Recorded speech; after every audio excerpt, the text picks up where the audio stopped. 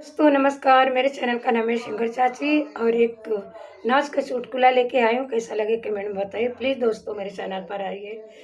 सासू के चोरी चोरी गई ने बाजरिया हो, सासू के चोरी चोरी गई ने बाजरिया, ननद छिनरी ससु से लैया लगवा लेना नदिया छिनारी। ससु मोहे मारे ननद, ससु मोहे मारे ससुर गरिया में, ससु मोहे मारे ससुर गरिया में, पतर पियावा हमके जियारा लगावे पतर पियावा।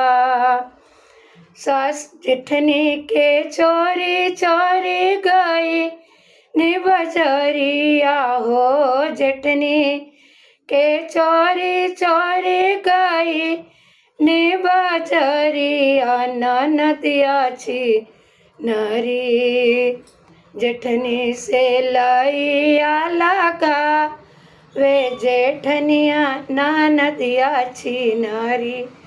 ननदी सास जेठनी मोहे माँ रेले जेठ गरिया, वेले जेठनी मोहे माँ रेले जेठ गरिया, वे पत्थर पियावा हमके गरवा लगा वे पत्थर पियावा। देवरानी के चोरी चोरी गई ने बजरिया, देवरानी के चोरी चोरी गई ने बजरिया, ननदिया छिनारी उतलाइया लगावे ननदिया छिनारी।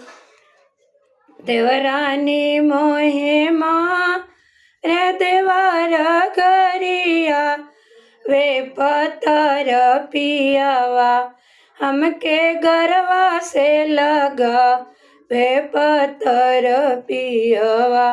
नमस्कार दोस्तों।